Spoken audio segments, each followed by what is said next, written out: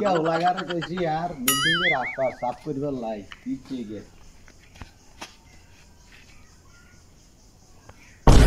খালেদ হ্যাঁ করে তুই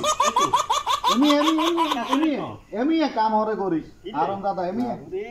যে কারগুড়া তো মারো জানি তুই আসুটা গাছ লাগাইছে কানাগুলা লাগাইছে তুই তুই আর তাজা তাজা হুল গাছ কাটিয়ে লাইছ এই হুলও আলাই দিছ